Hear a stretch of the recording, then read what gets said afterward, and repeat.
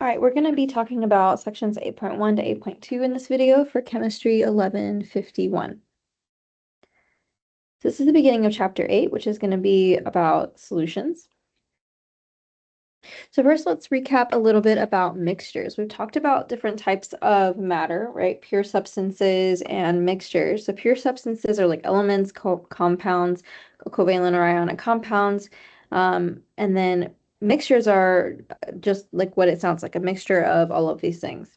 We have two different types of mixtures, heterogeneous, which means it does not have the same uniform composition. So for example, a heterogeneous mixture would be like oil and vinegar. It's got like two separate parts to that mixture. Or pepperoni pizza. You can see the different places, the different things around it, or the different like substances in that mixture, like a salad, for example. Those are examples of heterogeneous mixtures. Homogeneous mixtures is what we're going to focus on in this chapter, have a uniform composition throughout. So think about like salt water or like a tea or like a black coffee, where it doesn't have, it has other stuff besides water in it, right? It's not pure. It's got water, it's got other stuff in there, but you can't really tell the top of the container to the bottom of the container that there's something different. There's no floaty bits in there. If it's like strained out, maybe like if you were to go buy like a Gatorade or something, it would be the same throughout. See, these are homogeneous mixtures, and we call homogeneous mixtures, there's another word for them we're going to use called solutions. So we're going to use the word solution for this type of mixture. Solution is a homogeneous mixture that contains small particles. So there are other types of homogeneous mixtures, but we're going to talk about solutions. They contain really, really small particles. They're transparent, meaning you can see through them.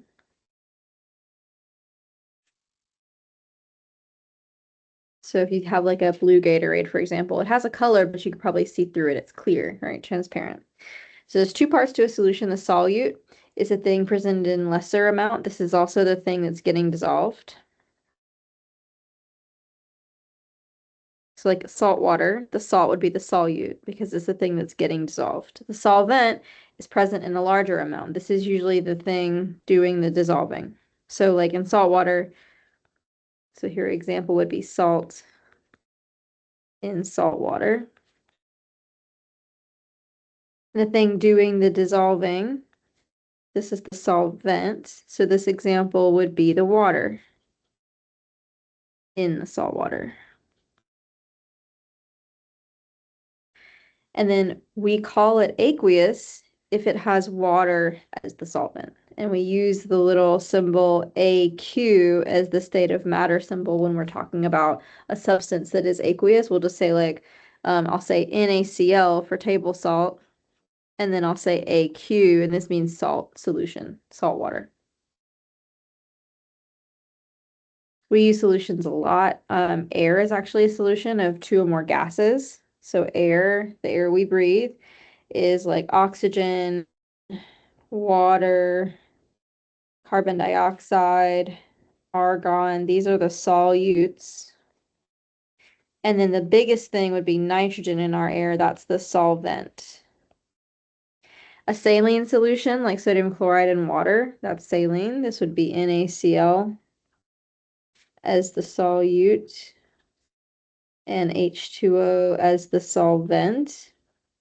And then a dental filling, which is a liquid mercury in a solid. And so the mercury is the solute, and then we use it in silver as the solvent there. We don't really use mercury dental fillings too much anymore. I know that you can still get them, but we don't like, the mercury is a little poisonous, so we don't usually like to have those heavy metals in our bodies. So they can be not just, we kind of highlight, we focus on solid and liquid versions of solutions, but you can have solutions of gases, liquids, solids, doesn't matter. There are two other homogeneous mixtures that we're going to mention just really quickly and then not really talk about again. A colloid. A colloid is larger particles. So an example of a colloid would be milk. So milk has these big fat globules that don't settle out. You don't have to like really shake it. So milk, dairy products are colloids. You can think about, I think mayonnaise is a colloid technically. I like to think about like a fruit in a jello, kind of how it's like suspended. So it doesn't settle out, is a good visual. Now, that's too big. Those particles are too big because we could actually filter out the fruit, right? We could do that. But for milk, you can't really filter out the fat, but they don't settle out, so you don't really have to shake it. If it's homogenized milk, you don't have to shake it.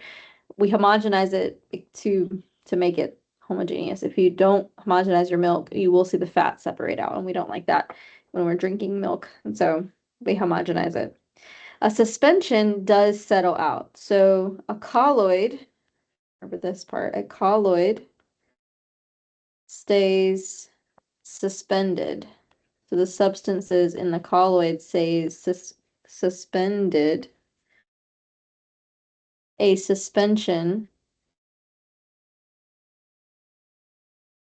settles out. So for colloids, you don't have to shake them before you use them. Suspensions, you do have to shake them before you use them.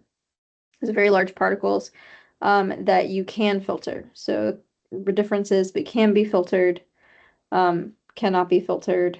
These are going to settle out. These do not settle out. So those are just some differences between those two. You won't really see too many questions talking about this. You might see some homework with it, but don't get too bogged down in these two. We're going to focus mostly on the solutions. Here's a little table for you to kind of see how we can separate those out. In the second part of this video today, we're going to talk about electrolytes. So you may have heard of the word electrolyte, like, oh, that's Gatorade, it's got electrolytes in it. Electrolytes are basically any solution, a substance that when it's in a solution can conduct electricity. If it doesn't conduct electricity, it's called a non-electrolyte. So electrolytes are going to be ions, ionic compounds. And then we haven't really talked about acids yet, but I'm just going to write it here. We'll talk about acids later, but I just want you to have that note in your head that acids are electrolytes. They are covalent compounds, but they break apart into ions.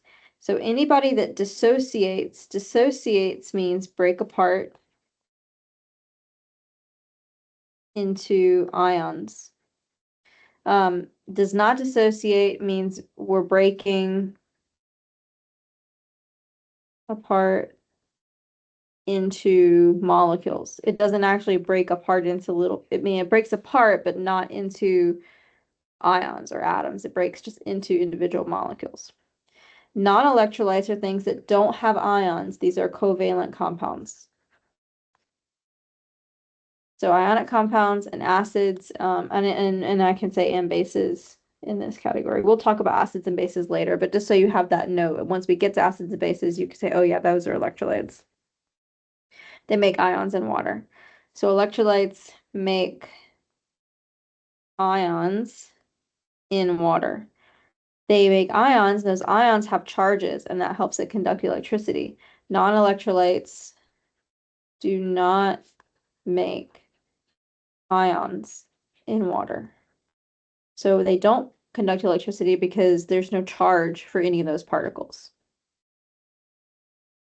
There are two different types of electrolytes. A strong electrolytes, 100% breaks into ions. And so this is going to be ionic compounds.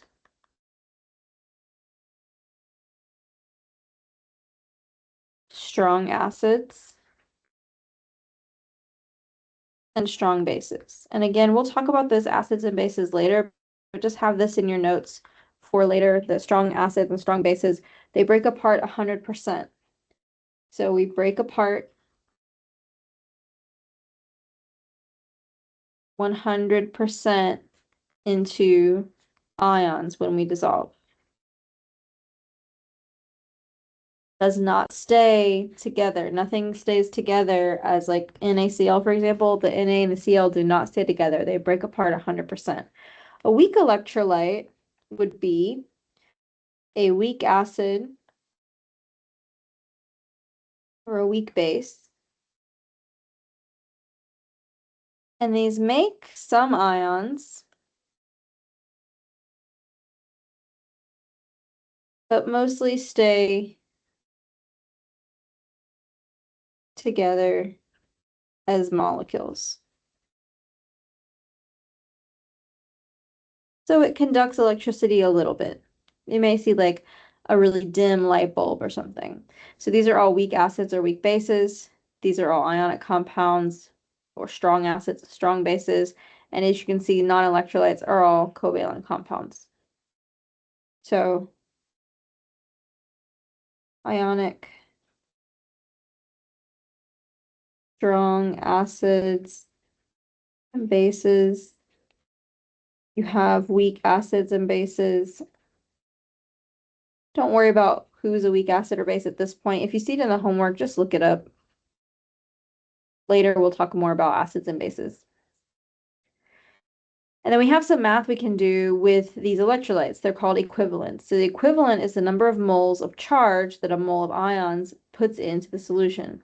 So the number of equivalents per mole equals the charge. This doesn't have to be that difficult. So let me show you a table.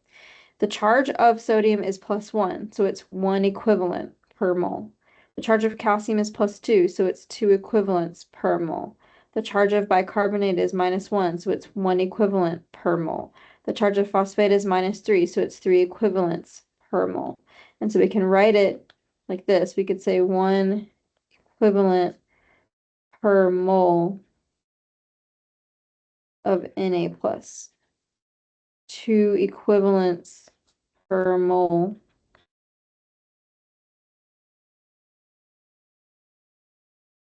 of Ca2+. One in its absolute value. It doesn't matter if it's positive or negative, as you can see here. Bicarbonate, and then 3 equivalents per mole of phosphate. So we can write it like that. And so you can see here, we're going to be writing it as a conversion factor. So this is equal. These are all equal to each other. So we can use these as a conversion factor. So let's look at the question. We have an IV of NaCl, that's a saline solution. It has 154 milliequivalents per liter of sodium.